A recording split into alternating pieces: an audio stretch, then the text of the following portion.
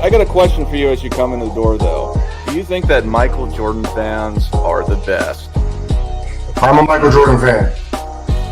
I'm a Kobe Bryant fan. I'm a LeBron James fan. I'm a fan of greats. So I can argue on every side of the coin on all of them. But do you think that Michael Jordan fans are the best? Are they the best?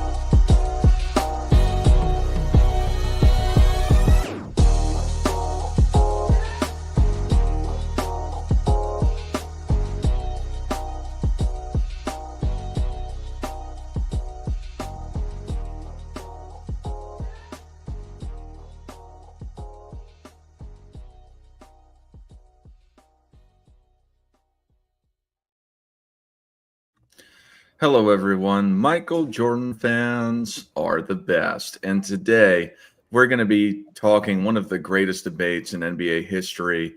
Who's greater, Kareem Abdul-Jabbar or Magic Johnson? And first, I want to apologize for the technical difficulties we had. And also, please subscribe to anybody's channel here that you're not familiar with. If you like what they've got going on, you can find them by their banner underneath their video. Before we get into this debate, Nick, how are you doing today, sir? Doing good. Glad to be here as always. Short and sweet.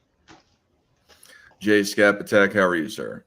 Doing well. Thanks for having me, Dart. And no need to sugarcoat it or make excuses for me. It was me, guys. It was me. The technical difficulties was all my fault, as usual. I don't know anything about technology, so thank you guys for being here. And sorry for the delay. It was all my fault, 100%. And we've got Politicus Rex here. How are you, sir? Doing well. Hello to everybody. Hoop God, how are you, sir? I'm doing fantastic, man. Just ready for another episode. Talking great hoops. Hey, Scap, don't talk about my Cowboys. I'm actually rooting for the Commanders. I'm not a hater. Hey, they made it to the NFC title game, so I'm going to give them their props. That's all I got to say. I mean, it's rough times right now. It's looking like two NFC East teams in the NFC Championship game. More than likely, we'll see what happens with the Eagles today and the Rams. But it's tough to be a Cowboys fan these days. I feel for you, who got Jaden Daniels now, who is him in your division for several years to come now. Ouch. We got AOH. How are you, sir? Hey, good morning. I was actually watching that game at a bar last night. I'm a little hungover, but I'm ready. How many shots? Oh, shit. At that bar or all day? All right. Well, let's get into it. So Nick, who's greater on the court? Just their on-court career, not the entirety of what they meant to the NBA. If you wanted to say who's better even, but who's on-court achievements would you say are greater across time? Well, going first, I'll be short because I feel like the beauty of the show is when we go back and forth. So I have Kareem as when we did our top 10 rankings. I had Kareem third. I have Magic 5. So that's the amount of again, we're splitting hairs here. So we're trying to find the smallest differences, right? I have Kareem ahead of Magic. He was a better two-way dominant player. I will also borrow one from Rex. Having a big guy, a rim protector, guy who gets easier shots, closer shots, that is always going to be preferable to a guard, all things being equal, correct? Also, I don't think a lot of people don't do this, but I do. If we're going to talk about their complete career, right? From high school to the day he retired, Kareem Abdul-Jabbar could have arguably been the best player at that time on the planet for almost his entire career. In terms of every level he went to, he absolutely dominated. There was never like a question. he reached the highest highs and he stayed up there and he got back there many times over, right? So those things I'm just going to kind of put that out there as a start. I'll be short and let the other people maybe go off of that or rebuke it. But those are kind of the main reasons. And also, Kareem also won with Oscar Robertson, right? So I think people say, well, he only won when he had a really great point guard. Okay, well, that's kind of everyone, right? That's kind of a moot point. But the fact that he did it with another team early on in his career, and then he was able to do it again with Magic, right? I think that some people use that as a negative against him. I think if I had to lean one way, I say that proves that he's the guy, right? That he can do it when just given some help, or if he's paired with another great player, right? So I'll start with that. I'll leave it there.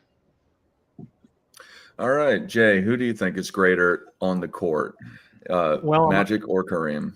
Yeah, I think I might be a little laggy, so I apologize for that if my video is lagging. But I was expecting to be one of the few people here that said Kareem, because I believe Kareem caught a little slander when I was on here once before when we were talking about, I think it was a show, who is the second best, the second greatest show. Like everyone was unanimously kind of disrespecting Kareem. I think Kareem arguably, while maybe not like the peak GOAT, I think he arguably has the greatest resume. And I'm just looking at the NBA. He's top 3 in 3 standard major box metrics: rebounds, blocks, and scoring. He's actually led the NBA in scoring, rebounds, and blocks. He's led it, I believe, 4 times in blocks, twice in scoring, and once in rebounds. One of the few guys to lead the league in 3 standard metrics. He's, has the most league MVPs ever with 6. He's been to 10 finals. He won 6 of them. Yes, we can pick on we can pick on his championships. He had Oscar Robertson, like a top 12 to 15 player ever for one. Then he had Magic, who's probably top 5 to 7 all time for the others. So we can kind of pick in. He only had the 2 finals MVPs. So there are some points for criticism in there. But this is just such a close conversation, in my estimation, when we talk Kareem, Magic.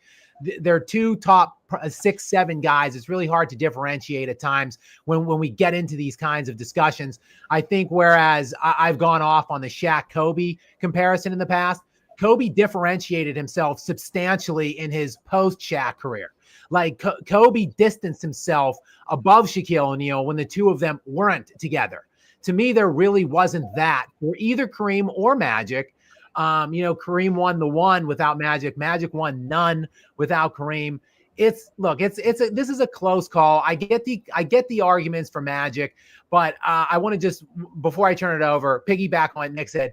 Kareem was an elite defender too. That's got to be on the scale for me, and that's another reason why I put Kareem over Magic. Magic was a subpar to average defender. He never pulled the top defensive responsibility on the other team. Kareem Abdul-Jabbar is one of 3 players in NBA history to make at least 10 All-NBA teams and 10 All-NBA defensive teams. It's Kareem, it's Duncan, and it's Kobe, and that's it. That's the list. So when you pile it all together, I'm taking Kareem over Magic on my overall hierarchy and my top 10 players. I'm with you, Nick. Let's go 2-0 out the gate. Rex, what do you have to say about this? Who's greater on the court, what they did on the court alone? Is it Magic Johnson or Kareem? Well, it's Kareem, but for those that only know Kareem as a Laker, I can understand them saying Magic. Because if you limit it to just the Laker years, then I would say Magic. But if you're including it all, which we are, then it's Kareem. Ironically, because of Magic's influence. Because Kareem was considering retirement when Magic came in. If he had retired, would he be in this conversation? He would still probably be top 10, right? But would he be? He would have retired with just 1 championship. He continued on because of Magic, changing his outlook. And because of the teaming with Magic, I believe he actually surpasses Magic now, if that makes sense, if you understand what I'm saying. Mm-hmm. Absolutely. All right. Hoop God, who do you think is greater? 3-0 for Kareem. Who's a greater player on the court alone, just through the entirety of their career? Okay, so I'm going to take it back to Nick's point, and I'm going to acknowledge both guys won on 3 different levels. Well, Magic 4. So we know Kareem dominated high school, won a championship, he dominated college, and then he got to the NBA. Now, I'm favoring Magic, but here's why. I'm going to give detailed reasons why. I think a lot of people, they don't realize that Magic essentially in a 4-year span, he won 3 championships on 3 different levels. So if you go to his senior year in high school, he wins the championship. He gets to college, he wins the championship. And then his rookie year, in which he stepped in for Kareem, albeit just game 6, because I still think Kareem was the best player for that series, he leads them to the victory. So in a 3-year span, high school, college, NBA, he's a champion, finals MVP. All right, cool. Now, 1981, I went back and just did a little bit of research. I think that was the year Magic was injured, and he was kind of in and out the lineup before he came back before the playoff run, and they got swept. Now, I think Magic, he should have just deferred to Kareem in that run, but hey, it's it's the here nor there. So I'm looking at them playing together. I'm taking Magic simply because when I'm seeing Kareem, I think Kareem individually was dominant, but team-wise is where Magic comes into play, because you need that great guard to create that offense for you, so you can be dominant. Because I seen Kareem's number, they took a dip after Oscar retired, but then when Magic comes, boom, they right back up to over 30 points per game, and that's Magic giving you 11 to 12 assists per game. Half of those, I'm pretty sure, going to Kareem Abdul-Jabbar. I'm also looking at whenever Magic was struggling, Kareem struggled. But when Magic was dominant, it's kind of like Kareem was going as Magic went. And no, I know Magic is not an all-world defender. Yeah, I mean, you could say he was subpar at best. But there's times where Magic's defense was on display. And I heard Skip Bayless say this, so I had to go back and research it as well. In 1988 versus the Dallas Mavericks, Roy Tarpley was giving Kareem the blues. Magic switches off on it. The rest is history. They defeat him. So when I'm just looking at these 2 players, yeah, Kareem, he puts the premium on rim protection, paint protection, scoring more efficiently. But I'm looking at Magic being able to dictate the pace, control the tempo, being the floor general, making sure everybody's involved, raising his game from the playoffs to the finals.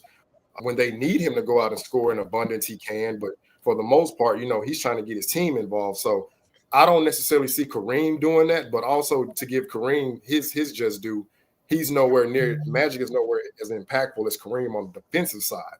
So now I just think it's a toss-up. But just for this argument alone, I'm just going to take Magic, seeing that his all-around ability, his versatility, number one, and then just his overall ceiling raiser. Can't say floor raiser because everybody wants to say, yeah, the Lakers, they had all these players. However, they could only win 1 playoff series. No coincidence, Magic gets there, boom, they're going to the finals, right? So for this argument, I'm taking Magic Johnson over Kareem. With all due respect to him, they're both great. They won on, I think, all 3 levels except Magic won in the 92 Olympics. So actually he won on 4.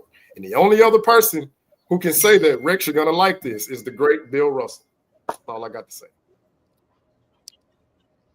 Well, Michael Jordan didn't win a high school championship, college champ. They didn't win a high school championship. No, never even close. Yeah, only Bill Russell and Magic. But Kareem was also a legendary high school player, though, in his own right. Oh yeah, without a doubt. He just didn't win the Olympics, right? So he boycotted the Olympics. Also, just real quick before AOH goes, they did not win the championship in LA. In fact, they were pretty bad when it was just Kareem. But James Worthy came on later on in the 80s.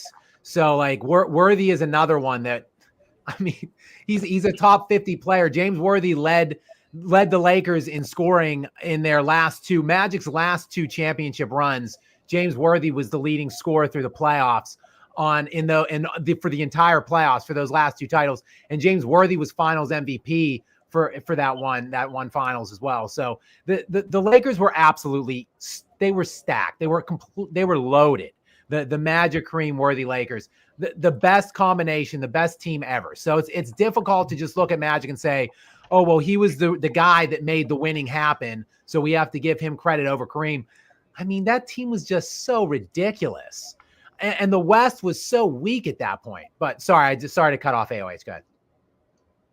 I was going to also say real quick, that Kareem arguably could be considered the best high school player of all time, maybe one of the best college players of all time, and obviously one of the greatest basketball NBA professional players of all time.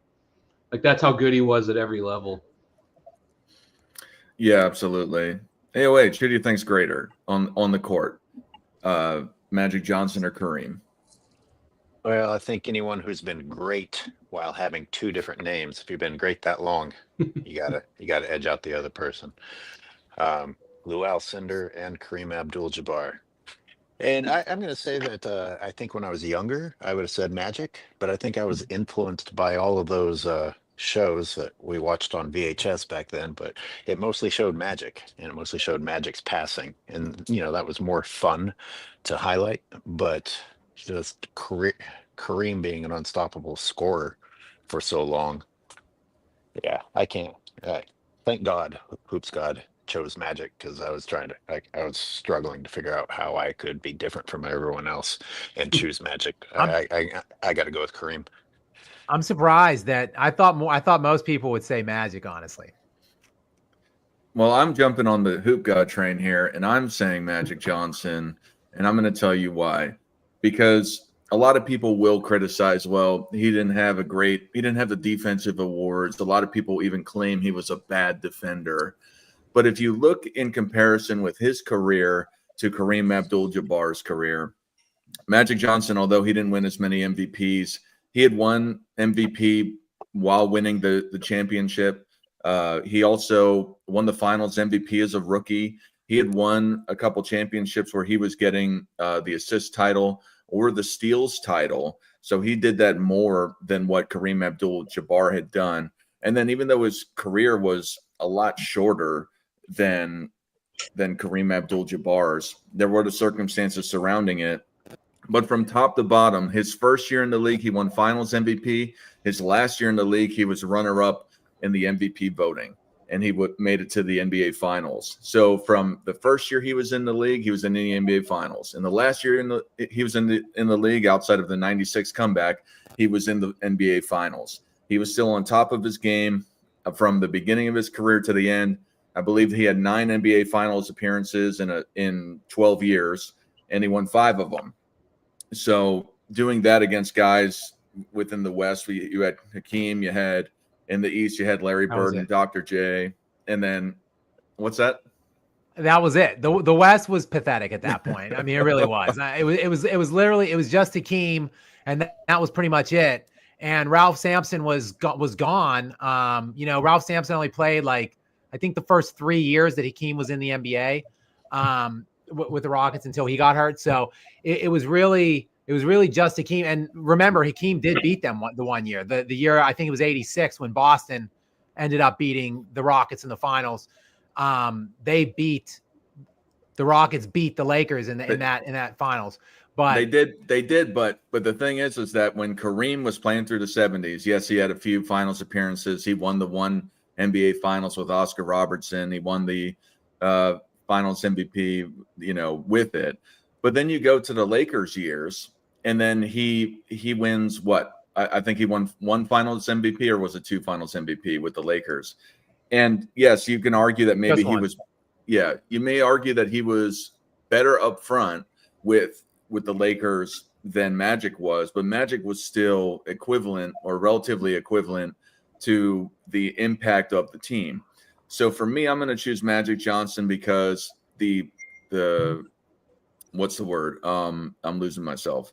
The just the quality in the word, but just the potency of his career from front to back, where he's winning Finals MVP as a rookie, runner-up in the NBA Finals, or runner-up for MVP in the NBA Finals in the last year of his career, and for the majority of his career, finishing top 3 in the MVP finals race, let alone reaching all those finals appearances.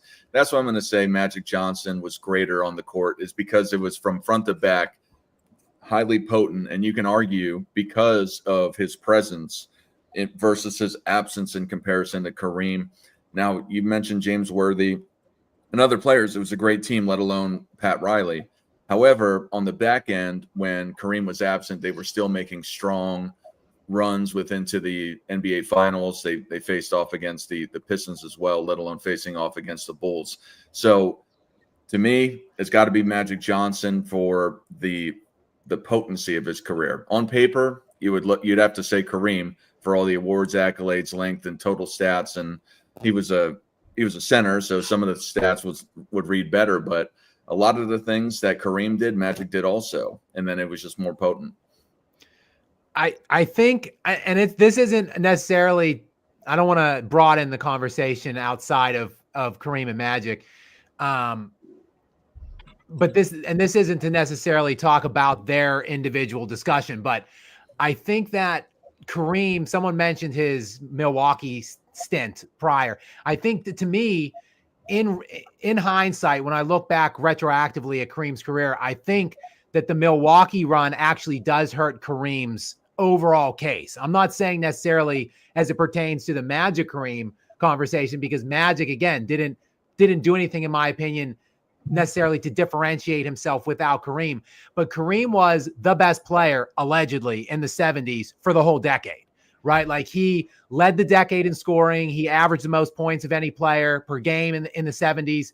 He won a lot of MVPs in the 70s. And the 70s overall, there were no dynastic teams in that decade. It wasn't that competitive. It wasn't as competitive or top heavy as the 80s were, per se. So the fact that Kareem was as dominant as he was, and he literally just won one title, and it was the very beginning of that decade. Then he didn't win another championship till the very last year in that decade, when he ended up getting Magic. That, to me, is a case against Kareem Abdul-Jabbar. Like, what were you doing in the middle? How could you not win a single championship in like the 9-year span in between during the 70s, especially when that Milwaukee team was really good? The one that won the championship in 71 is one of the best teams in NBA history still. I believe it has the second greatest. I know how much Sports and Fitness Rants isn't here, but I know how much he loves my metrics and net differential. That Milwaukee Bucks team in 71 is still like second all time in net differential. So a dominant team. How could he not win any more in the 70s? So for me, I think that really, sorry, my dog is squeaking. For me, that really, to me, takes a little shine off of the Kareem conversation. But again, what did Magic do, though, really, without Kareem? Like, there's not the differentiation I see with the Kobe Bryant, or even with, like, look at Kevin Durant and Steph Curry. Like, okay, a lot of people want to give KD props or main credit or whatever you want to say he was the main guy on those two middle. What did he do without Curry? Whereas look at what Curry did without him.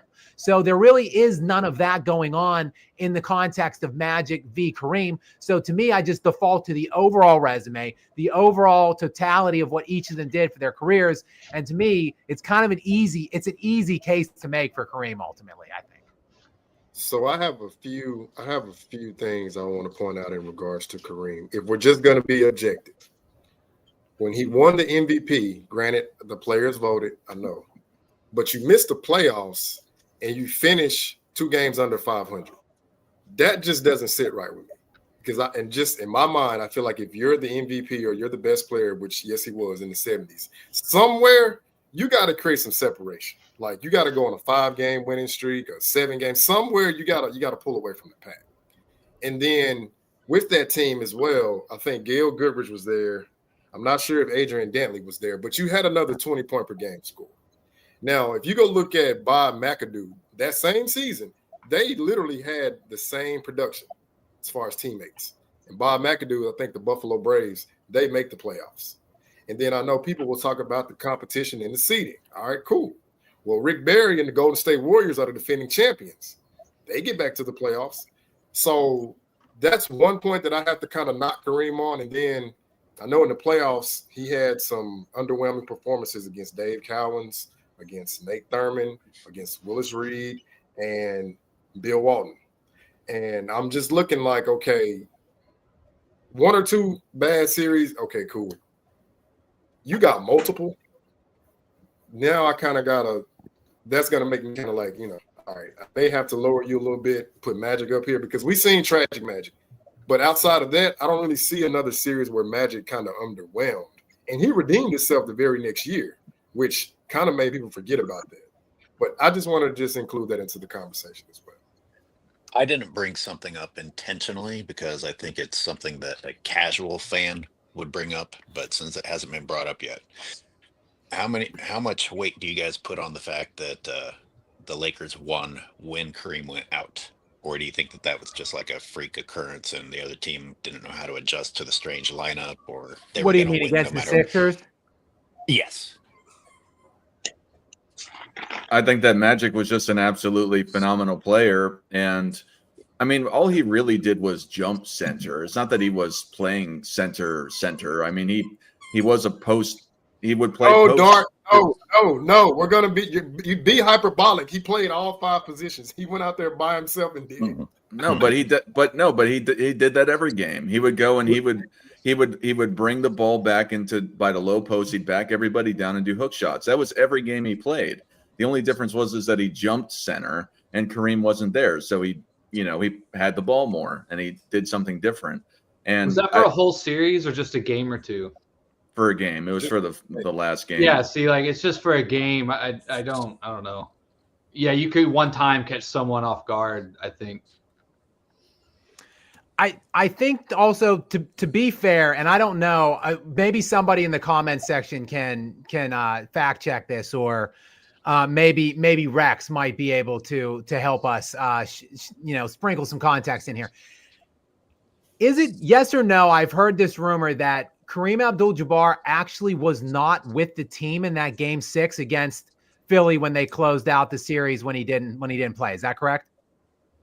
What happened, and this is, I'm not trying to say something, but there was so much has been said in the last 5 minutes that is wrong. Right, because before you go, game 6. Hold on, before you go. Like, the reason they were winning in games, the reason they were able to win in game 6 with Magic is because Kareem, on a sprained ankle, hit the game winner to put them up 3-2 in LA. He was the difference maker to that point. He was in LA. They flew back to Philadelphia for game 6. Back then they flew commercial. And they said with his sprained ankle, if he flew all the way across country, it was going to balloon up on him and he wouldn't be able to play anyway. So the strategy was he stayed in LA, stayed off the ankle to be ready for a game 7 in LA if needed. They went to Philly. They won with Magic. With 2 minutes to go, they do the MVP vote. Kareem won the vote. The commissioner said, no, we're going to have a trophy ceremony. That means that Kareem Magic Johnson still won the Finals MVP, just to support my argument. This is my point. This is why I wanted him to come in. And Kareem won the league MVP or won the Finals MVP in the initial vote. But because Magic was there and Kareem wasn't physically present, they just gave it to Magic because of that. So they didn't just give it to Magic. He went for 42, 15, and 7. Sure, okay, sure. They didn't just give it to Magic. but Magic in that series. Magic in that series. This is off the top of my head. Averaged something like 22 and 10, 22 points, 10 assists, or something like that. Kareem for that series averaged like 32, 13 rebounds. 35 and 17, I think. Okay, and for the whole playoffs in that 1980 playoff run, Kareem was like 32, 13, and 4 blocks a game. It was Kareem was clearly the best player on that team. Yeah. He was clearly the main reason they won that year. So people always want to say Magic won the Finals MVP that year. Listen, Kareem was the guy in that championship run in 80. Well, this is exactly why. But he I didn't win listed the it Finals as MVP.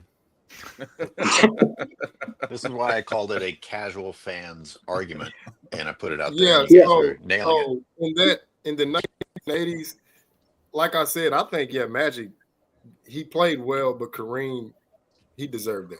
Now, 1985, I think they repaid Kareem because Magic was actually more dominant. But I think it was like, okay, we had a mishap in 1980, so we're going to reward Kareem, which Kareem played great, though. When they were calling him Kareem Puff, like he came out in those last 3 games and was just like dominant. So I think it worked itself. The reason he got it in 85 was because in 84 he was outplayed by Parrish and McHale. And he came back in 85 and outplayed them. So it was more in the limelight. And then he was the old guy, 38, did it at every level, the whole thing. It was a better story. He did. He also, I believe, led the Lakers in scoring, in postseason scoring for that 85 run though too, right? Well, he led the team in scoring all the way up until the 86 season every year. People forget that. He still was the team's leading scorer through the 82 game season at 35, 36, 37 years old, 38 years old. He was still the team's leading scorer. He didn't stop being the team's leading scorer until I believe it was 86. First by Magic, then Worthy came up. In fact, a great one for the future is actually who is greater, James Worthy or Dominique Wilkins, because those two have actually had the conversation themselves. Absolutely. Call me crazy, but I go with Dominique. If I can just take a minute, saying that the West only had Hakeem is vastly wrong.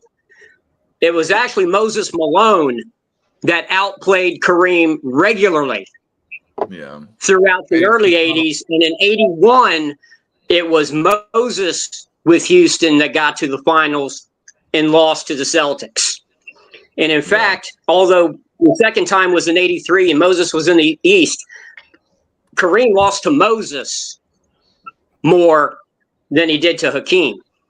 Through his career in the 70s, Kareem lost to Wilt in the Western Conference Finals. He never lost to Willis Reed, by the way. Willis Reed always played for the Knicks. They never met each other in the playoffs. But he lost to Wilt. He lost to Bill Walton in that 77 season. And then he lost to Moses. So when you look at who he lost to, he had big time losses, but he was losing to all-time great players the vast majority of the time. Now, when they lost to Golden State, Nate Thurman had been traded. Nate Thurman wasn't even on that championship team. The 75 team, So Nate Thurman wasn't even on it. He had already been traded to Chicago, I believe. So hold on a second here. Hold on. 5 of Magic's 9 finals runs, because yes, he made 9 in 12 years. 5 of the 9 that the Lakers made while he was on the Lakers. If we're looking at SRS ratings, which is simple rating system, which takes into account the level of competition, the opponents, and so forth, 5 of Magic's 9 title runs where he went into the NBA Finals are in the bottom 7 worst championship runs because they weren't playing anybody in the West. Okay, whoever you want to say was in the West is fine, but 5 of his 9 finals runs were amongst the 7 easiest of the last 48 years. So the run simply, he was not playing elite competition, and they had an absolutely insanely stacked roster, which included someone mentioned Bob McAdoo earlier. Bob McAdoo was on some of those Laker teams. I think Bob McAdoo won a title in like 81 and maybe 84, 85 with that Lakers team. So like that's another great all-time player that was on those Laker teams. Like to me, the 80s Lakers are without question the greatest assembly of talent at any point, any dynastic level team. If you want to pick and choose one team here, or maybe the Golden State Warriors, the 2 years they had Durant, whatever. The greatest collection of like long-term dynastic team, like it's not close. The 80s Lakers are spades above everybody else, in my estimation. Well, that's obvious because of the topic of today's show. The two guys we're talking, the two all-time greats as to which one is greater, were teammates on that team. So yeah, that's how great that team was. We're not having the conversation who's greater, Bird or McHale. We're having the conversation. McHale was greater of that team. Charles Barkley might agree with you. But okay. I was just going to mention some of the rap guy. They can wait. Let's do some of these super chats that have come in. I'm gonna hold the super chats till we transition to the next parts of the show. And I think that's a good segue, Rex, because you mentioned that they were teammates. So we're going to talk specifically next. Who was the greater Laker? So when they're just playing together, not just over their entire career. But let me get to the super chats first. DJ Ish says, Magic is the better leader. Kareem is greater over. I don't know where that went to. Probably either Scap or I think it was Scap's channel. Yeah. So, yeah, I guess overall is what he was saying. Uncle Rico's Revenge for $4.99 says all-around game Cap over Magic, but Magic rejuvenated Cap's passion for winning. I guess that's a good point. And then Nick Tri-State says Shaq's record in the playoffs before Kobe emergence, 32 and 34. You have something to say about that, Scap? Yeah, I mean, again, this is the same. This is what I'm talking about in context of the Kareem Magic, and I mention this all the time. Shaq swept 6 times in the playoffs. That's the most times ever swept for any player ever, and that's what. Wait, Scap! Don't forget about Powell. He swept 6 times too, and Kobe won chips with both of those guys. And see, this is part of the whole Shaq Kobe conversation. Like Shaq came to LA, was allegedly in his prime at that point when he got there. He had Nick Van Exel and Eddie Jones both make an all-star team. Once the first, like in an early season when Kobe was like sitting on the bench at 18 years old, and he was getting his ass swept every single year until shockingly Kobe Bryant became Kobe Bryant. Then they, go to 4 finals in 5 years and win 3 straight back-to-back. So, I mean, it's just so utterly amusing to me that Shaq was able to do practically nothing without Kobe. They had this historic run because it was a three-peat is a historic run with Kobe. Then Shaq leaves. Kobe gets marginal supporting cast, goes back to 3 more and wins back-to-back. So that's what I'm talking about. Differentiation. Like Kobe differentiated himself without Shaq. He showed he was better than Shaq was without Shaq than Shaq could without Kobe. That's why I think that is an easy conversation to have. The Magic Kareem is far more murky to me because there's not much differentiation. Magic didn't have the opportunity because he got sick and left. And Kareem really didn't show much in the 70s, in my opinion, other than he was a great individual player. So there's not much separation. That's why this is such a great argument. And then Nick Tri-State also says, sounds like Kobe was Batman to me, to follow up with that. But Rex, let's start with you, and then if you want to continue on. But who was the greater Laker, Magic or Kareem? Magic. And why? Well, because he did his whole career with the Lakers. So when you talk about his career accolades, they were all as a Laker. When you talk about Kareem's accolades, large portion of them was as a Buck. I mean, it was only up until I believe it was 2 or 3 years ago, he was still the Bucks' all-time leading scorer and all-time leading rebounder. he might still be the all-time leading rebounder for the Milwaukee Bucks. He only played there 5 years. Okay. When he came to the Lakers, he was averaging more points per game than Magic. More than Michael or Wilt career averages. He was averaging over 30.1 for his career when he came to the Lakers during his time with Milwaukee. The Milwaukee team did not win more because, number one, their all-time great starting point guard retired. And then Bob Dandridge, the other future Hall of Famer on that team, went to the Bullets. So that team broke up. He didn't win when he came to LA because that was before free agency. And LA literally traded half their roster to get him. There were 12-man teams back then. They traded 6 guys to get Kareem. They traded half their roster in a time with no free agency. So, yeah, it took them 4 years to rebuild. Sorry, that's the rules of the day. How you hold that against Kareem is mind-boggling to me. Because of situation and circumstance, Rick. That's why I hold it against him. Yeah, I was gonna say with the Big O played his last 4 years in Milwaukee, and they won the first year he got there.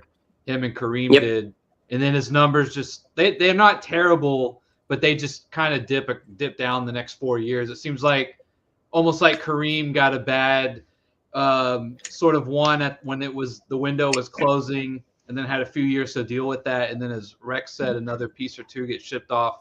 You have to start over, right? Even as dominant as Kareem was while he was there. Oscar was still solid. He just had to scale back doubles. Yeah. Hey, wait, who's the greater Laker in your eyes, and why? Magic or Kareem? I'm going to go with Magic on that one, because when I think of the golden era of the Lakers, I think Showtime. If I think Showtime, I think Magic. All right, short and sweet. That's about as concise as you can get, ain't it? That was as to the point as possible. Nick, I know you started talking about some of this stuff, but who do you think's greater, Magic or Kareem as a Laker? Yeah, the way Oasis summed it up was really good, but also whoever went first, I forget, sorry, but Magic spent his whole career with the Lakers, right? That, I think, in a fan's mind, that is a very nice sort of tip of the cap to you as a fan. In a way, it's like it's a cherry on top when a player spends his whole career with your franchise. I think that means a lot to the average fan of that team. And even when you look, if you're not a Lakers fan or something of that nature, you still like it when guys stick with the franchise their whole career. It's just kind of a good vibes thing, which I know doesn't mean much. But so, yeah, I was just going to add that when a player stays with your team his whole career and there's like a real kind of appreciation there 2 ways, I think that does mean a lot. So I go with Magic as well. Yeah, but wasn't 2020 the golden era of the Lakers? Sorry, I had to throw it in there. The Disney era. Yeah. Well, for me, with Magic and Kareem, again, I think that Magic, for the potency that he had in his career, has a real argument over Kareem. Now, if you take away the first half of Kareem's career-ish before Magic got there, or even if you include the time that he was just with times when he was with the Lakers a few years before then, he was still an absolutely phenomenal player. However, I think the potency comes through it, and I think that Magic is the greatest Laker of all time. On top, yeah, of me it. too. I didn't say that. I didn't say that for any reason other than to take a jab at Scap and Kobe Bryant. But no, but I actually do believe that too. I do think he's the greatest Laker of all time. And I think it's because of the icon that he brought to the game, the icon that he brought to that franchise, more specifically with Showtime. You can talk about his, people would say, well, his smile, just his charisma surrounding the game, let alone his on-court game where he's just known for the fast break transition. He was extremely versatile. He could do practically everything on the court, except for some of you may argue play defense. But outside of that, he can shoot mid-range shots. Later on in his career, he could shoot the three-point shot respectively. And then he was able to go and do the low post game and just post up on people, let alone just do what he was famous for, which was play in the fast break and transition. So for me, all of that above, I think he is by far more iconic as a Laker than Kareem Abdul-Jabbar, let alone what he did with Kareem Abdul-Jabbar and in his career. To me, it's not even close. I think that that Magic Johnson is a greater Laker, let alone being the greatest Laker of all time. Well, I got a question. Go ahead. Do any of you think that one thing on the periphery that hurts Kareem in his, as far as with greatest Laker, is the fact that he's one of many all-time great Lakers that were centers? I mean, when that's, okay, who was a greater Laker, Mikan, Wilt, or Kareem? You have to have that discussion first, right? Mikan. Then you have the discussion as greatest overall. There was only one great, point guard for their whole career for the Lakers, and that was Magic. West was mainly a shooting guard for the majority of his career. But when you talk about Kareem, he's sharing time, so to speak, with Wilt, especially, and then Mikan to a lesser degree. Uh-oh. Did Kareem ever try to coach? Did Magic coach the Lakers for a little bit? Yeah, they've both coached. Okay. And then I know Magic was involved in the front office of the Lakers for a while, which I don't think Kareem ever was. So I feel like there's a little bit of extra connection there as well, possibly. Skep, yeah. Do you have anything to add to what I'm saying? It's your turn next, either way, in respect to who's the greater Laker. Yeah, I think there's no doubt it's Magic. I think in this conversation, I think it's a fairly easy case to make for Kareem over Magic, all from the entirety of their careers on the overall list, if you will. But in terms of if we're just segregating it down and isolating just the Lakers' time and the tenure, I think for sure Magic is by far, without doubt, unequivocally the second greatest Laker ever, because obviously Kobe Bryant is the greatest Laker ever. There's no doubt about that. Kobe Bryant is better than Magic Johnson from an overall standpoint. And since he played his entire career in LA, which was 20 years, then that would have to make Kobe Bryant the better Laker as well. So, but other than Kobe, yes, I'm with you. Magic would stand above everyone else, including Kareem, in terms of the all-time greatest Lakers. No Elgin Baylor votes here? No. Yeah, I don't know, man. With the Kobe, I don't think Kobe, for me personally, I think Kobe was a great Laker. I think he's one of the greatest Lakers. I think probably, man, I don't know, maybe the third or fourth greatest Laker behind. The problem with Kobe, right, is he starts out hot and then he has, a bit of a dark period there if you count off the court stuff as well. And then he kind of ends it on a high note, right? So I just feel like with Magic, it was just straight bliss the whole time. It was just nothing but highs essentially until he left. That would be my argument against Kobe a little bit, I suppose. So you're essentially in my opinion, the only thing you can really argue about is like how iconic were the players on, like how, like off the court, or in terms of like marketability, or like what kind of an ambassador they were for the brand. Like that's essentially the only way you can try to refute Kobe Bryant, which Kobe checks very highly in those boxes as well. Kobe was beloved in Los Angeles. He was, to me, arguably the biggest figure in Los Angeles when he was playing, even after. The guy was absolute royalty. So if you want to say that, oh, Magic was a better ambassador or whatever for the brand for the Laker brand, like I don't really know necessarily that that's a winning argument. You can at least make the case to me, but in terms of on-court accomplishments, it ain't close. Kobe, no, that was partly on better. He's a substantially that was partly on the scorer, court as well. A substantially better defender. I'll give Magic.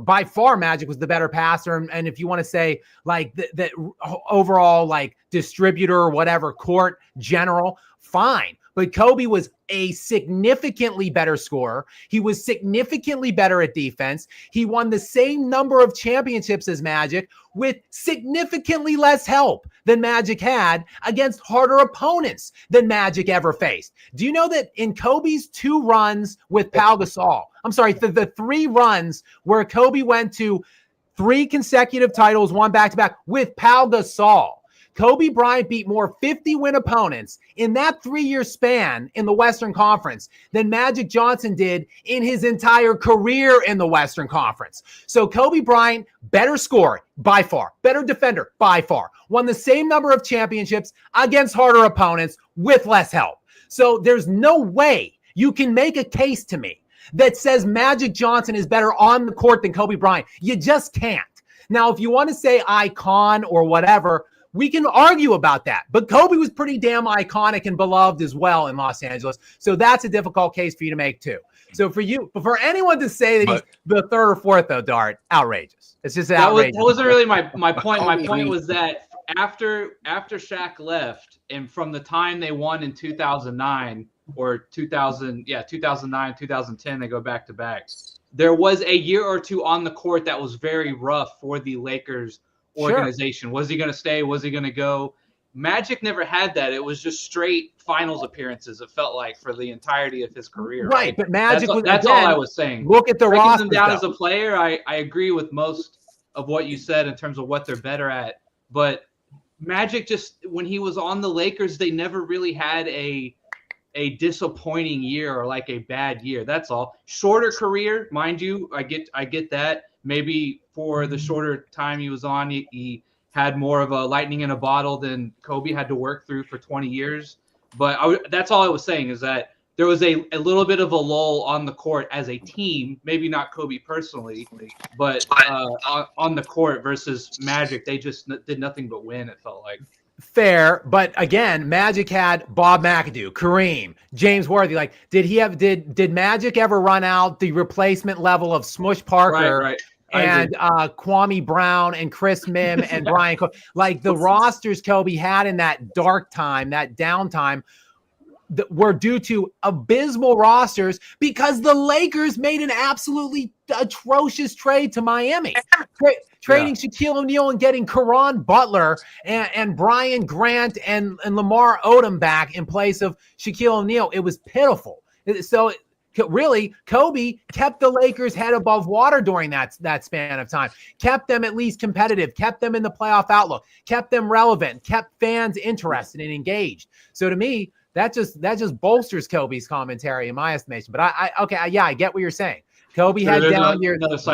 Magic never did in terms of team success, because he only played 12 years and had incredible teams around him for all 12 years. And I think the argument when we say greatest Laker, I do think it is mainly from a fan's point of view, right? Like if you were going to ask a Laker fan what time would they have rather been alive to watch, I think most of them would say the Showtime Lakers, because it was just pure dominance for like 10 years, right? So I think when we ask that question, I do think it is mainly from a fan's point of view. What would you have want to been living through or seeing as a fan? So, yeah, I got to say that why Kobe is 3rd or 4th is because of George Mikan being number 2. So are we still on the greatest Lakers between Magic and Kareem? So It's your turn. Yep. I don't believe in coincidences, but I want you guys to just follow where I'm going with this. So Wilt Chamberlain becomes the all-time leading scorer. What jersey is he wearing? Right. Kareem breaks that record. What jersey is he wearing? Right. Karl Malone gets traded to the Lakers when he's the second all-time leading scorer upon retirement. And there was a lot of, talk that he could have, if he would have kept on, could he have broke the record? And then we know who just recently passed up Kareem for that title. Now, I believe Kareem gets elevated because of that aspect. And then, if I'm not mistaken, the year he broke the record, either they went to the finals or won it. I'm not entirely sure, but I think it was 84. So they didn't win, but they got there. So to me, I think that gets Kareem elevated a little bit more on that scale as greatest Laker because you're the all-time leading scorer and you're wearing a Lakers jersey. Now, if you factor in what Magic did, of course, I'm gonna give Magic the edge. I mean, he started as a Laker, and I think Dart, you said it earlier. He came in as a rookie playing for a championship. He went out his last season competing for a championship. Unfortunately, he lost to the greatest player of all time. But everything that Magic did as a Laker, I mean, just for his entire career in that 9-year span, well, not 9 years, but his 12 total years, and then 9 years he's competing for titles. You just can't really gloss over that. I mean, that's incredible. He set all those records in the playoffs, but when I'm just looking at, okay, Kareem's a 6-time champion. A lot of people forget he wins with the Bucks. All the rest of his titles comes as a Laker. He's the all-time leading scorer. So I can see why people would choose Kareem. Like I wouldn't give a lot of pushback because he's done some significant things in that uniform. But the fact that Magic was drafted there and then ultimately ended his career there, like he's always going to get the benefit of the doubt, just from my observation on that. But I just wanted to wrap on that because I noticed there was a theme going on there, and I'm just kind of like, okay, so anytime anybody's approaching that all-time leading scorer record, they're in a Lakers jersey. Okay.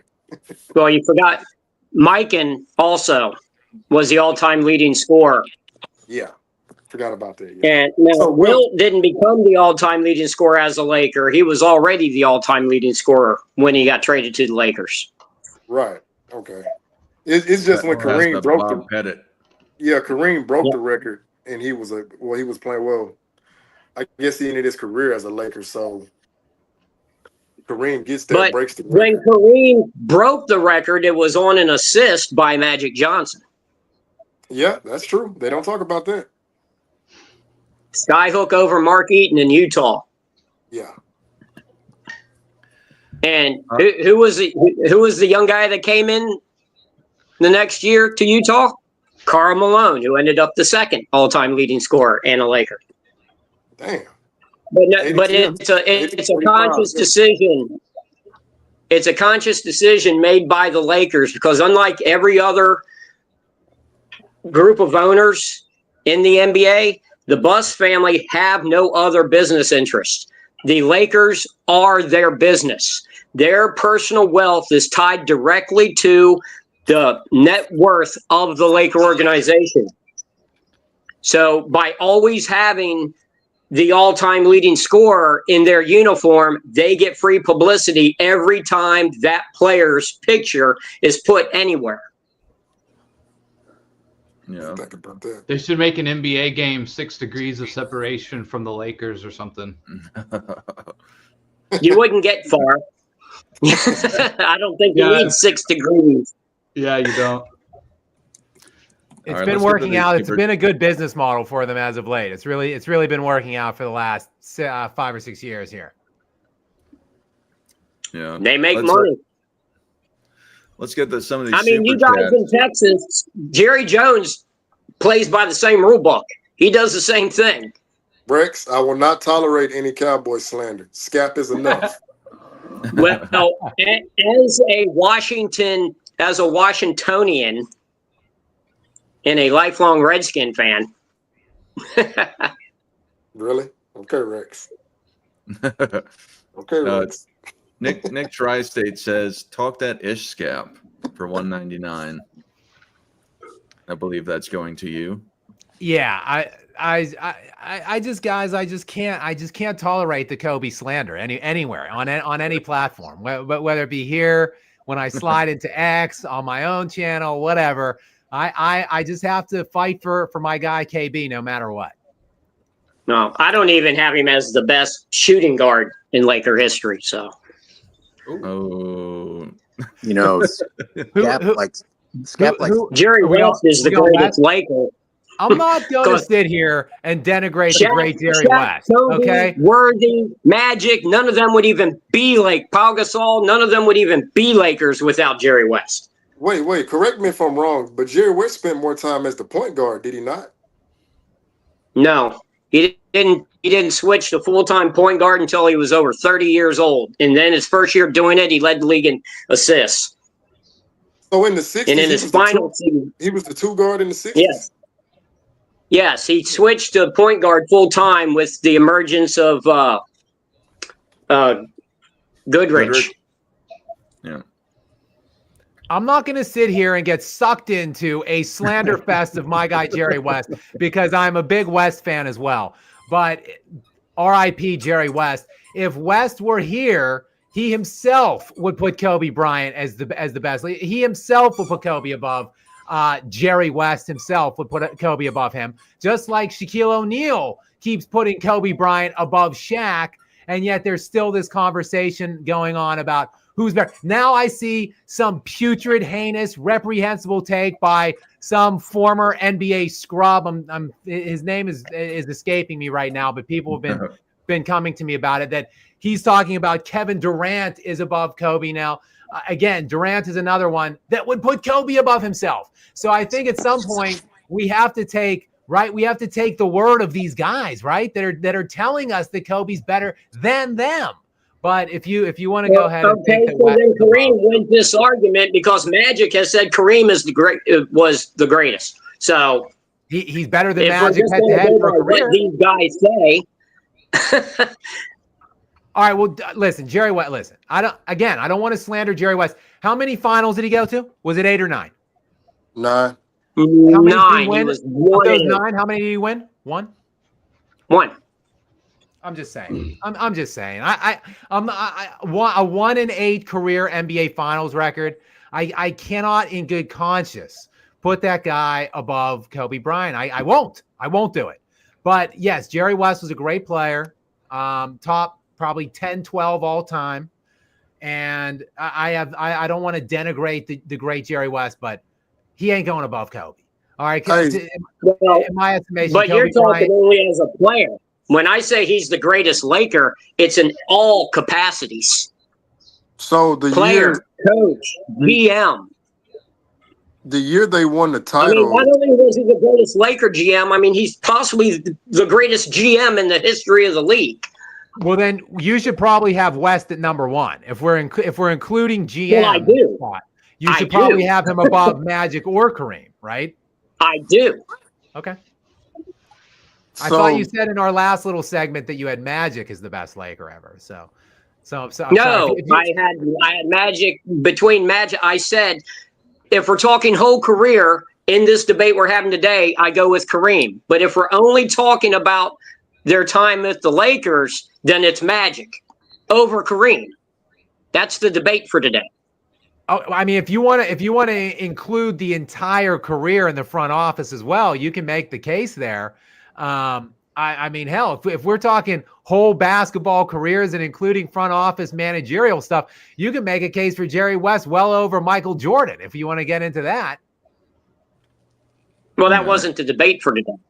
I'm just saying Michael Jordan wasn't very good in his front office or in his managerial aspects, was he? No. I mean, he got the kiss of death when he was hired by the Wizards. I mean, that is literally the definition of I would never join a club that would have me as a member. If the Wizards are going to hire you to run their organization, that tells you right from the get-go you're no good at running an organization. Uncle Rico's Revenge super chats for $1.99. He said this should be a Kobe versus Magic debate. Maybe we should have a full dedicated show. I'm sure that would get contentious. That's a really hard one, isn't it? Yeah. Don Ray for $2 says for the Lakers, Kobe over Magic, Magic over Cap, Cap over Shaq, Shaq over Jerry West over Wilt. That's ridiculous.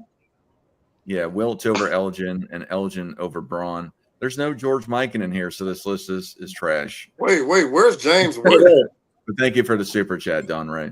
Don Ray, where's James Worthy? Like big game James? Really? And I'm just kidding with the trash take. I mean, does LeBron seriously get on the list of great all-time Lakers? I mean, I really don't think so. Absolutely not. Absolutely. No, there's just too many. I mean, greatest all-time in Cleveland, greatest all-time in Miami because they have a less than 40-year history. But for the Lakers, no. No. Maybe like a top 15 to 20 Laker, maybe. Yeah, I would go there. Probably top 15. Yeah, definitely not top 10. Nah. All right, let's go into who's greater overall for their career, including on and off the court, just their icon, all together. So essentially including all the great things that Kareem did on the Bucks as well, and before Magic got to the Lakers. Scap, who's greater overall in their careers, Magic or Kareem Abdul-Jabbar? Again, I just have to echo what I said earlier and go with Kareem. I mean, the guy, again, he was an elite high school player. He's one of the great, maybe handful, 3 or 4 greatest collegiate players. And he's right in the top upper echelon of all-time NBA players. Again, I think the totality of his resume is as good as anything that really we've ever seen.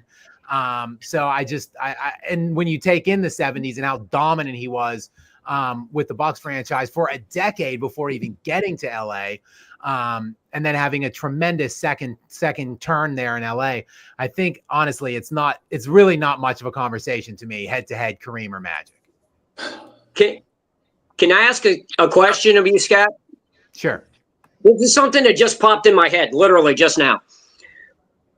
We don't like LeBron because he joins or more than LeBron. Like, we don't respect Durant for joining Golden State, who was already a dynastic team, right? Don't we have that same energy for Kareem going to UCLA, who had won multiple national championships and were the defending national champions when he signed with them? But yet we talk about how dominant he was in college with that team that was already dominant before he was even there.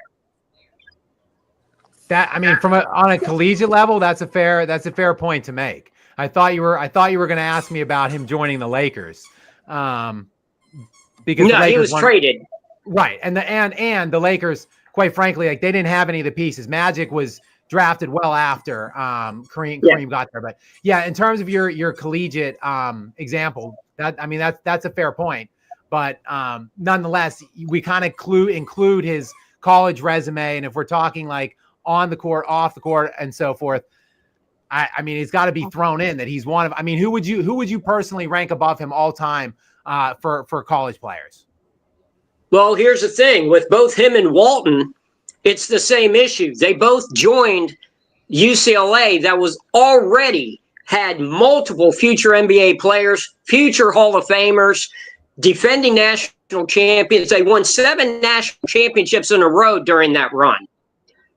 But then you look at someone like Akeem Olajuwon or a Patrick Ewing, especially Patrick Ewing, who goes to Georgetown that had no basketball success since 1942, and he takes them to 3 championship games in 4 years. To me, that is a better resume than joining a team that is running off multiple championships in a row, and you join that juggernaut and you keep winning, and then everyone talks about, he's the greatest college player ever because he won 1 less player of the year than Walton did. Kareem won 3 championships. He only won 2 Players of the Year. Elvin Hayes won his junior year, but Bill Walton won 3 along with 3 championships. Why isn't Bill Walton a better college player than Kareem? I would say Bill Walton. I personally have Bill Walton collegiately. I have him ranked over Kareem. Me personally. Yeah, me too. But I was asking y'all because most people they automatically throw it out without looking at all the numbers of all the different players. Oh, well, Kareem, greatest college player ever. When you look at at what he achieved, though, the team was already beating the crap out of everybody every year anyway before he got there. Yeah. No, he didn't build UCLA. He joined the run at UCLA. When you look at Phi Slamma Jamma, in their run during those years, and you look at Georgetown and their run during it, now Houston had previously had Elvin Hayes, back in the 60s. But other than that, you're talking about a team that didn't have a whole lot of success in college. Georgetown obviously had none other than going to I think it was the NIT finals in 1942. And they became a juggernaut with the addition of Patrick Ewing. And I think that's more impressive, to be honest with you. All right, Hoop God, who do you think is greater overall, Magic Johnson or Kareem Abdul-Jabbar for their career? Being objective, you have to go with Kareem. I mean, regardless of the circumstances, his dominance in high school, dominance in college, and then you factor in all of his NBA accomplishments, because I'm assuming we're just talking strictly basketball, like not the other endeavors. No, overall is overall. So everything, like even like your business ventures. Doesn't Magic own like 80 Starbucks or something like that? Yeah, see, if we get to that, if we get to the business aspect, I'm gonna have to say Magic, but I was just trying to give Kareem the edge as far as revolving around basketball. Okay, yeah, not that he owns Starbucks or anything like that, but unless you think the Starbucks impacted the Lakers or basketball. Right. So going that route, then I would say Magic, but just trying to be fair to Kareem, I'm giving him the edge, seeing that he did everything except for win an Olympic medal. I mean, you could rival Kareem's career with Michael Jordan, outside of the course business side. But I mean, if you factor it into the equation, then Jordan surpasses him. But for the sake of this argument, I'm just gonna go with Kareem because, again, I'm not gonna name this person, but when we hear this greatest career, I'm like, okay, but he hasn't even passed Kareem with all these accolades. So how is he better than this guy? So I'm gonna take Kareem for just greatest overall. Real fast, I want to segue that we've had 2 Raw for TV in here. We've had Uncut Hoops in here. We've had Man Down Sports in here, and maybe I missed some people. I've generally been just looking at the super chat page, but I saw some of them pop up. Thank you for joining us, and I know a lot of you guys have come on, or particularly Mel from Man Down Sports. If you want to come on in the future, you're welcome to. And then 2 Raw for TV. If you'd like to join us in Uncut Hoops sometime in the future, you're more than welcome to.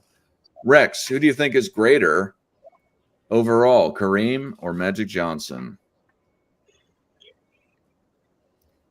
Greater overall career on the court, it's Kareem. But like you were saying, when you start talking about legacy, then you have, Magic and Bird, that tandem did more in just with them not even meeting. Think about it. The most watched game had these 2 players in it. It was their college national championship game. They weren't even in the NBA. But just that energy when they both came into the NBA, it wasn't until '84 that they met each other in the finals. But the energy, the electricity that they brought to the game totally changed the NBA was. When the NBA was depending on Kareem as the guy, they were on tape delay. There were 2 leagues. You had top players voluntarily leaving the league to go play in a different league. There were no big shoe deals. There was none of that stuff. No one had big commercial deals. You didn't see any of that. It wasn't until Magic and Bird as a tandem, and I don't know how you separate them, came in that totally changed the NBA and changed Kareem.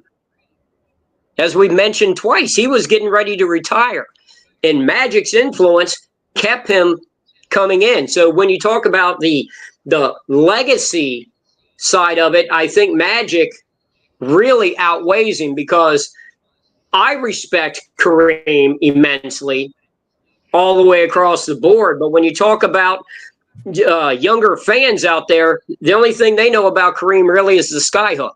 That's his legacy, the skyhook. With Magic, it's the changing of the game, showtime, an actual changing of how the game is played on the court, strategy, just the makeup of your team, all of it. So I'd have to go with Magic because of that legacy that he holds. All right, AOH, are you back with us? Or is your mic still trash?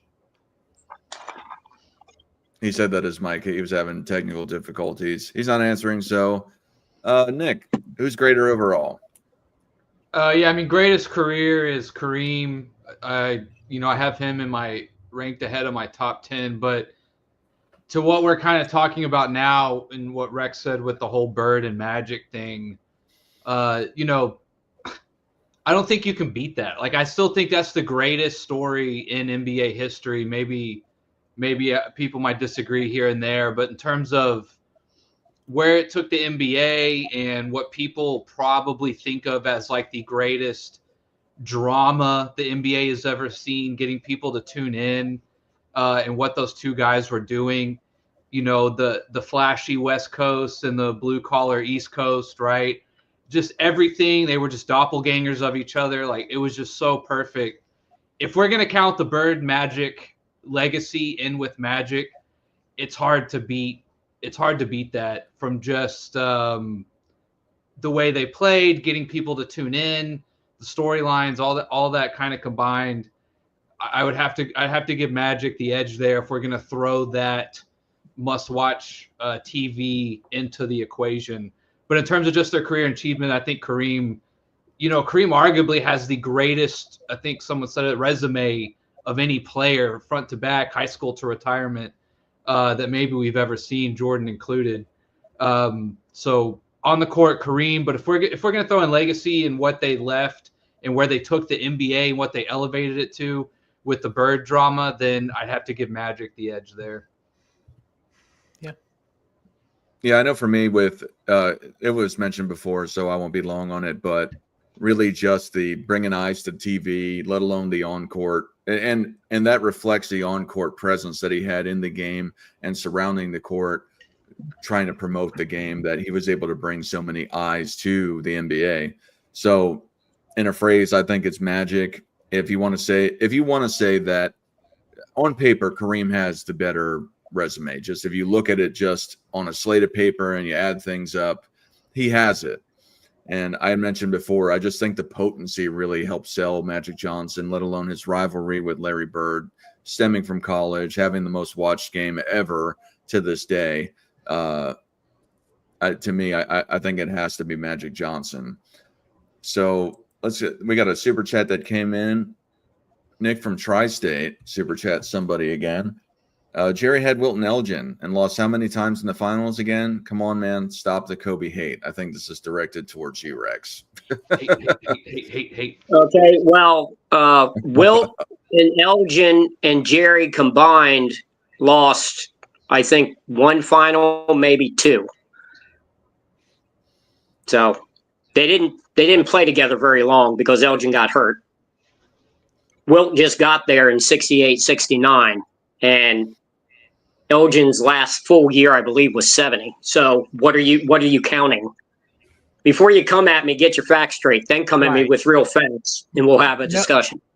Yeah, no doubt. You can't. I mean, you can't say that he had Wilt and was losing with Wilt every year. But West and Elgin Baylor, though, played together for the vast majority of their careers. And yeah, and they had no legitimate center, and they lost to Bill Russell, who was the most legitimate center. So there's no surprises there.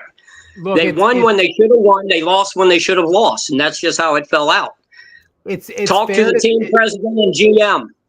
It's fair to look at teams and say, well, what if? Like, make a whataboutism. Like, well, how were they supposed to realistically be able to beat Boston or whatever? But it ultimately, unfortunately, like, it is what it is. Like, what happened. You know, like, exactly. Unfortunately, Jerry West is 1-8 in the NBA Finals, and like that's part of the totality of his legacy. Unfortunately, it is. Or 1-4-9, yeah, 1-8. I dropped the link for anybody that wants to call in, and just as a reminder for people that are in the chat, if you liked what one of us had to say and you're not subscribed to our channel, please subscribe to our channels and like the video since it's still live to help support all of us here. And yeah, drop the link if anyone wants to call in, have any questions for anybody. They should have come across on my channel, NMB Sports channel, and then Scap Attack's channel. Otherwise, if you want to call in and you're on AOH's channel or one of Hoop God's channels, then please come to my channel and you're able to call in from there. Or if you're one of my 132 subscribers. Or if you're one of my 132 subscribers. Jamal, if you could pause your YouTube, but welcome. Jamal. All right. He's having technical difficulties. Guys, come on. Come ready. I can't. Drives me crazy. I'll say it. Yeah. All right. Jamal, are you good? Hello. No. Okay. Jamal, try calling back in. Anyway. Yep. Yeah, I'm going to drop the links again. I don't know how far they've come down on some of these, but if you want to call in. Jamal, can you hear us? Hello. Jamal? All right, Jamal, I'm going to remove you from the stage. Try calling back in. I think he muted. Like, I saw his bubble moving, but I think his mic is muted. So his mic's muted then. Come on. Yeah. I'm no one to talk about technical difficulty. There we go. Oh. There we go. I hear you. You hear us? No. Why is acting? All right, Jamal, I'm gonna kick you from the. I swear I heard him. Yeah, I heard him. He was just low. Yeah. Hey, let me just get Scap going since we're struggling with callers. Scap likes to crap on Kobe's teammates, but let's be clear. Kobe got to play with 8 teammates at a time where Magic had the standard 5. Kobe always had the 8-on-5 advantage. I don't know why my headset's not working. In all seriousness, people We can hear you, Jamal. Okay, go ahead, Jamal. Oh, sorry, you guys can hear me? Yep. Yes. Yep. Yeah, sorry, my headset was messing up. I don't know why it won't connect. Sometimes it does, sometimes it cooperates.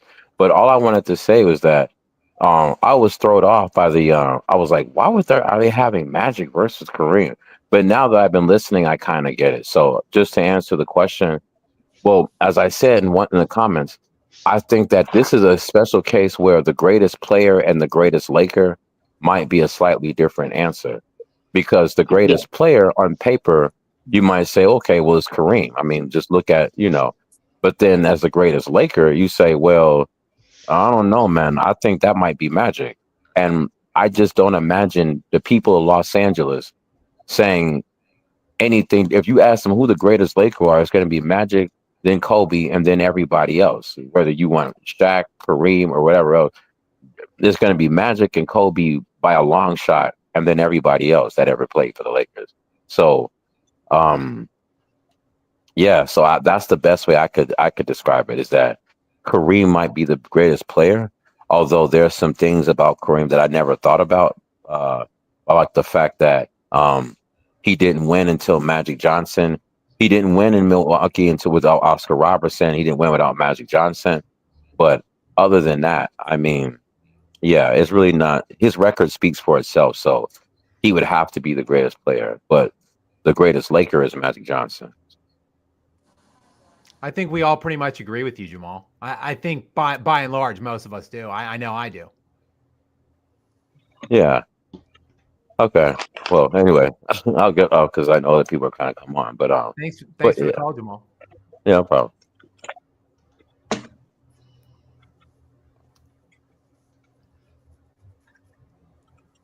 All right. Sorry, I stepped away for a second.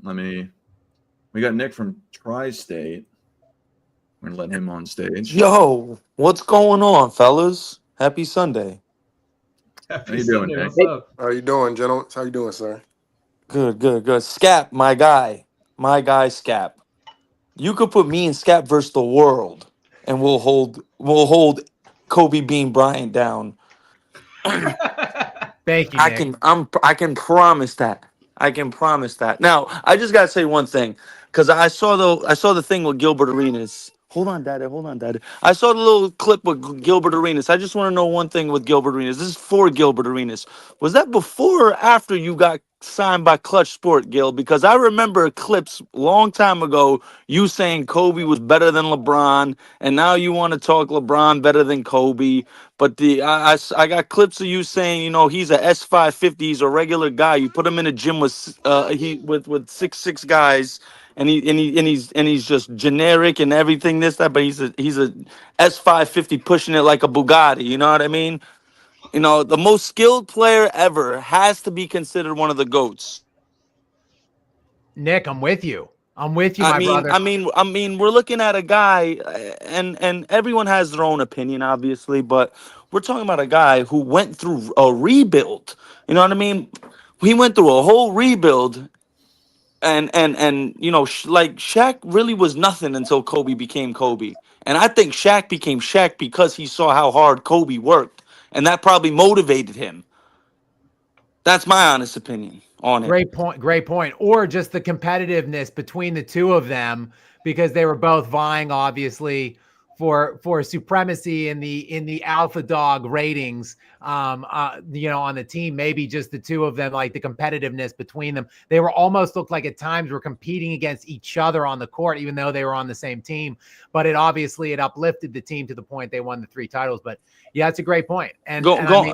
Real quick, because I know there's probably a bunch of people waiting. In regards to today, now, a lot of you guys made unbelievably great points, and I love watching you guys talk basketball. It's very, very great insight from all of you.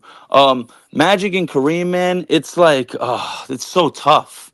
It's so tough because, like, one hand washes the other, I mean, when you look up the highlights, you see Magic running that fast break and getting everyone involved. But I think what people, I think the way I look at it growing up, watching a lot of the games on ESPN Classic as a young pup, I saw half court offense and initiate and get it to captain, get it to 33 and let him get everything going and go through him.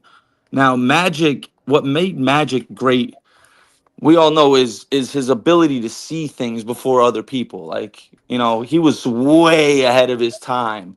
And I'm a 34-year-old man, and I got to deal with young kids now talk about how Magic wasn't this, Magic wasn't that. If you put Magic in today's era, it's 20 assists a game. Guys are getting 7-8 layups a game, like wide open because of Magic. Magic would be like unbelievable in this era. He would be unguardable in this era with all this spacing. I mean, you guys know this. With all this spacing now and how fast paced it is. Oh my goodness gracious.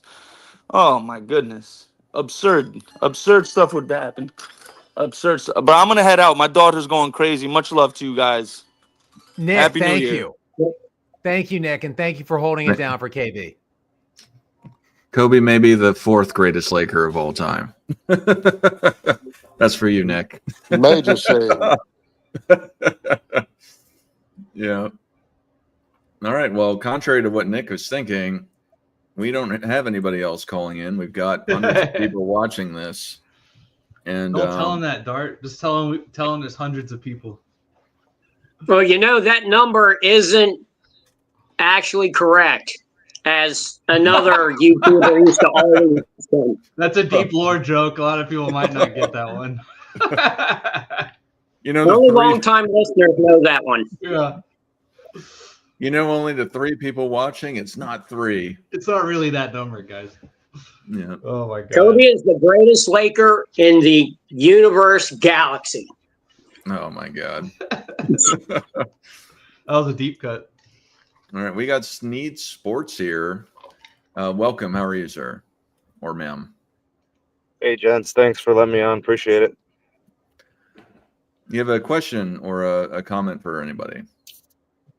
Yeah, I wanted to comment to the concept of the framework of this. So, when you have these discussions with anyone or a group of folks, you have to set the criteria of what is going to qualify as, in terms of the Lakers, because the Lakers, that's a team concept, right? So I would lean towards who brought the Lakers the most success because of the team concept, right? So the best Laker, the best player to ever play for the Lakers. Hey guys, can you hear me okay? Yes. Mm-hmm. Yeah, guys, I'm getting a call and I have to take. I'll hop back on. I'll check and see if you guys are still on when I get off. If not, I just wanted to give you the panel and everybody watching a shout out. I'll keep monitoring. Like I said, if you guys are still live, I'll be back. Otherwise, I'll see you guys next week. Politicus Rex, thank you for being on here with us. I like the old school mentality that you bring. I like the context that you can supply us with and for those 70s and 80s things that none of us were really watching for. So I appreciate you being here in that regard, and would love to see you back more often. Thank you. Thanks, Jay. I was renegotiating my contract with Dart yesterday. Hey, Rex, get it worked out. We need the sage wisdom on here.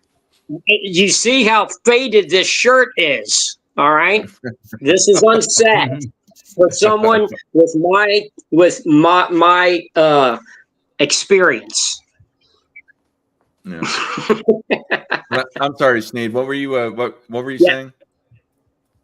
Oh, he dropped 2. He's like, well, Scap left. Okay. We got Don McCann here. You have a question for any of us on the panel here? Y'all can hear me? Yes. Sir. Okay, good. No background noise from the video? Nope. Okay, good. Hey, I'm the guy that said Braun's a top Laker. To be honest, I was trolling with that one. It only gave me 4 more letters to work with. I'd have Worthy above Braun and fucking Mike and 2, I'd say. But I'd say Kareem over Magic as far as this debate, And to piggyback off that one guy said, Magic be averaging 20 assists. Kareem would probably be averaging way over 5. Every time he goes in the post, got that sky hook. They're going to double team him like he's Shaq. Yeah, I think. But that's the thing. If he's playing like today, Shaq you can't shooters. double team him because you got to guard the 3-point line. But wait, So Don, you could make the argument that Kareem might be shooting 60% from the field, just shooting skyhooks on just single like Shaq cover. was. But Don, don't forget Kareem can throw the skyhook from the elbow. Yeah. Yeah, he had great distance with the skyhook on that. But Now it was actually Magic. Isaiah I'd say Thomas. Magic's a greater Laker. Yeah, Isaiah Thomas actually said that if Magic played today, he probably wouldn't even be playing point guard. He'd be playing a point center like Jokic. Yeah, and would he'd be playing Jokic. just like Jokic would be destroying the league. That's what Isaiah Thomas said. Yeah, I could see that. I think I actually mentioned that recently, or if I didn't, I meant to. I think I was talking about that recently. Well, yeah, I mean, that just further cements that we, playing the hypothetical game, that's cool. But if you're looking at Jokic, right, that's clearly what Magic Johnson would be doing. So, like the other guy was saying earlier, I don't get into the whole, he couldn't play today. And I'm like, okay, there are literally replicas playing exactly like Magic played, but you want to tell me he wouldn't be able to play? Okay. Well, the problem exactly is like a Magic. lot of fans can't differentiate between positions. So they say, well, Magic playing point guard today, he wouldn't have the height advantage he had on everybody back then and weight advantage. And he'd be playing against bigger, stronger, better athletes, and they'd be able to shut him down. But the point is, that's what Isaiah Thomas meant, that he wouldn't try and match these young guys of today, these 6'7", 6'8" guys with the incredible athletic ability and speed. He would be a high post like Jokic and would play more that style of ball and would be just as dominant. Great players play great. Just because a guy played point guard doesn't mean that's the only position he can play. Just because a guy plays power forward doesn't mean that's the only position he can play. I refereed Kevin Garnett in high school when he was a sophomore, and he played all 5 positions in that game. I mean, these guys can just play basketball. Hell yeah, for sure, man. Yeah, Jokic is like what Magic and Bird would be today. Like, they'd be dominating just like Jokic, if not more than Jokic, because those two are just so transcendent how they played and everything. And both of them could play any position, really, and just play in any era and dominate the era, whatever era they put them in. And Jokic and Luka and all them guys are proof of that. Yep, absolutely. Well, thank you for calling in, Don. Appreciate it. And I, as you said, I know you said you were trolling, but yeah, I think LeBron, at least is below George Mikan. So yeah, I'd give him that. Yeah, for sure. But yeah, thanks for having me on. And sorry I missed Scat, but love your channel, my guy. All y'all guys are great with the content y'all put out. Appreciate it, Don. Thank you very much. Have a good day, sir. I don't put out content. We had a couple more super chats that came in, probably for Scap. But McSuggins for $4.99 says 99 definitions of greatest and LeBron ain't one, which 99 problems, I guess, is a play on words. Yeah. I agree. I mean, I think LeBron is one of the greatest of all time, but he is super corny. I think everyone generally would agree he is very corny in a word, at least on this panel. But yeah, he's one of the greatest of all time. I don't think he really has a good GOAT a good GOAT argument for that aspect of it, but he's one of the greatest. He's up there. Yeah, he's had a very unique career. He's had a career that no one else has been able to achieve when you look at everything in total. But he's only been a Laker for what, 1/4 or 1/5 of his career. Well, even in the total GOAT argument, I don't like he's in the conversation for some reasons. I just don't think those reasons are very strong reasons. That's how I think about it when people try to argue his GOAT case. It's not the strongest reasons. I don't know. That's a whole nother show in itself. But okay, who's greater, LeBron James or Elgin Baylor? I gotta say LeBron. Yeah, and not as a Laker though. Not as a Laker though. But we all agree that Elgin Baylor was a fantastic player. Absolutely, yeah, one of the greatest of all time. Yeah. For those out there thinking we're just hating on LeBron, we're making jokes at his expense, but all of us have respect for LeBron's career. Yeah. Norse Mustang super chats for $20 says, I think Kareem's career was hurt by his prime being during the so-called dark ages of the NBA, fighting drug use and tape-delayed games. Also him getting injured in the 80s finals and Magic taking the spotlight in Game 6. Rex, what do you think about that? Well, what really started turning fans away from Kareem was when he punched another player and broke his hand. And they ended up, I think they made the playoffs, but this happened when he was in Milwaukee. And, he had a few different altercations where he punched other players, and they could be classified as cheap shots. Wait, so Rex, and quick question. So was that Yeah. when Kareem did commit those acts? Was it in retaliation? Because I don't recall him like throwing the first blow, but No, he he would never always threw it. retaliate. No, they were retaliations, but they were retaliations for rough play.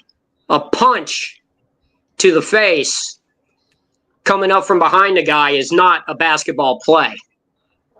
Agreed. All right, Kent Benson elbowed him in the stomach.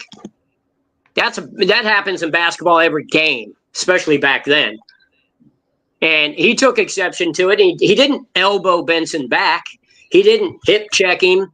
He didn't give him a forearm shiver, which are all basketball, quote unquote, plays. He outright walked up from behind him and sucker punched him while Ken Benson was following the ball with his eyes. Yeah. And then he punched someone. I can't remember what he punched or who he punched back when he was with the Bucks, and he missed a portion of the season in his last season in Milwaukee, and had it caused them to either drop out. I don't think they dropped out of the playoffs. They still made the playoffs, but they went from being on a roll and being one of the top seeded teams to they basically lost like most of the games without him, and they dropped to the bottom half of the seeding. Yeah. And they had just went, they had just went to the finals the year before, and lost to Boston with John Havlicek and Dave Cowens. I believe that was in 7 games. One game went overtime. All right, guys. Well, we're going to shut this down. I got a boat trip today. I'm going to go onto a sandbar here in Hawaii. So if you're from Hawaii and you're going to the sandbar, you might see me on one of those boats. But is this one of those banana boat things? Are you going with LeBron? Be honest. You can tell us. I am. I'm actually meeting him out there. I have to rent the banana boat first, though. But I'm gonna be in the front, and he's gonna be right behind me. God, we should make. You're gonna be in the wave seat. We should make a quick photo edit of us on the banana boat. That'd be actually hilarious. Oh, you forgot to do your call out, Nick. He's not here anymore, but you can tell him about it later. But there's people on his channel watching. You wanted to call out a certain somebody. Last week, AOH was very adamant that we wanted no part of a pickup game or anything. So I'm thinking about maybe I fly out to California and we record some content and play some basketball or something. I was going to wait a week or two because if I do this, I want to probably plan like a whole weekend of being out there. So I was going to kind of wait until I had something more official. But I think it would be great if we could, like, any of us meet up in any capacity and play. I think it would be pretty good content. So that's what I was thinking. I think the fans would love to see it. I'll be in Texas. I think it's March, either March or May. Uh-oh. Yeah. Which part? I'll be in San Antonio, but I know how to drive a car. You're doing a cycling thing? No. Oh. No. One of my children with 2 of my grandchildren live in Texas. Well, I'm on the west side of Houston, so that's I guess it's like 2 hours from San Antonio. Yeah, it's like 2 hours. Yeah. And then Rex will cook you because he's a former pro player. He's gonna. I'm a 57-year-old former player, disabled veteran who's 5 years removed from a broken back. I just hear excuses. That's all I hear. I'm clamping you up. Okay. Yep. You won't clamp me up. I guarantee you that. But we'll play horse or something. No. 1-on-1. I want to do this with T. I want to do this with T Perfect too, because T Perfect's moving to Hawaii, and we were going to make some content together. I think majority of it will be, just talk, but we got. I have to play some basketball with him. It's you kind of have to if you're talking basketball and you're near each other. You got to do some actual basketball content. I feel. Agreed. I don't know. Yeah, that gives me some like Paul McKeskey versus Mitch Kupchak vibes. You and me. I don't like know how celebrity boxing, but with basketball. we should somehow get like a YouTube basketball league going. That would actually be hilarious. Well, some of it can make sense. Like you and Hoop God. I mean, I know Dallas is pretty far, but All right, Houston for and picking Dallas. teams, I'm picking Gilbert. He's a YouTuber. I'm picking Gilbert. But yeah, within our show, I guess Speem could face Robin because he's in Pittsburgh and Robin's in New York. Scap's in Florida. I think he's dislocated. AOH is in California. I'm in Hawaii, so we're all kind of dislocated versus. God, we're all everyone over else. the place. It sucks. Well, Yeah. you all know where I am. Yeah. Seeing the name of the channel. No. I'm down the street from Laney High School. Yeah. So. Yep. Hey, if anybody could make it here, we could play on the courts that Michael Jordan played on growing up. I'm sure I'll be to North Carolina sometime. I go all over the place, but whenever I go there, it might not be for a while, but whenever I go there, I'll let you know that I'm there, and we'll do it. You know, by the time you get here, I'll be old and gray. I might try to get out there during in May. I'm unsure if I'm able to do that, but I'm trying to do it in May or June to get out there for something. Oh, that would be hilarious if you ended up coming here the exact same time I went to Texas. That would be hilarious. Oh, you'll be in Texas May and June? I don't know. Not May and June. No, it's just going to be for like a week, I believe, maybe 2. But I'm not sure if my wife said March or May. Okay, yeah. But if I do go there, I'll be out there for about a month or so. So I'd be able to show up on the weekend, for sure. But because I'll have the weekends off. But yeah, I'll have to dust off the All-Stars. All right, let's shut this thing down, though. Nick, you got anything for the people? Nope. Had fun as always. Rex, you got anything for the people? No, my first time back in quite a while. Mm-hmm. I thought it went good. Well, nobody yelled at me. And then you got Hoop God. You got anything for the people? Rex, it was an honor to have you back. You can't leave us like this, you know. Great to see you, young man. You were supposed to have me on your show, and I've never gotten any emails or anything from you. As a matter of fact, Rex, you're going to be you will be our featured guest this coming Wednesday if your schedule's clear. I don't need to be no feature guest. Just if you want to hear a couple things that you may not know from past eras, then okay. Perfect.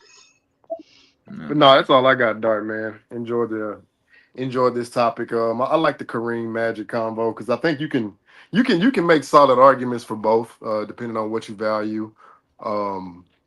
As I've said before, I mean, basketball essentially is a big man's game. So in that aspect, Kareem will win it. I mean, if you value other things, I think you can make a legit case for Magic as well. So I enjoyed hearing everybody's perspective on the topic.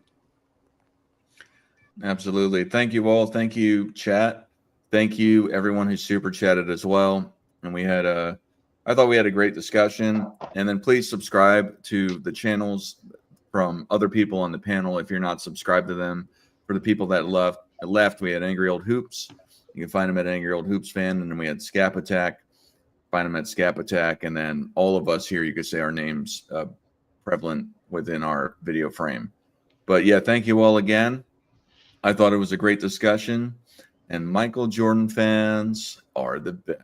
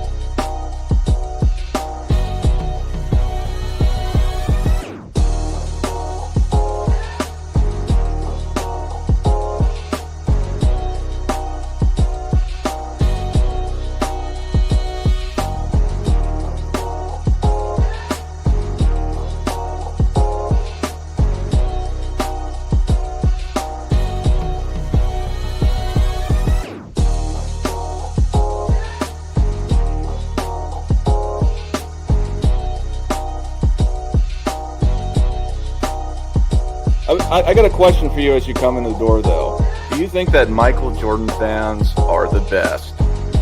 I'm a Michael Jordan fan. I'm a Kobe Bryant fan. I'm a LeBron James fan. I'm a fan of greats. So I can argue on every side of the coin on all of them. But do you think that Michael Jordan fans are the best? Are they the best?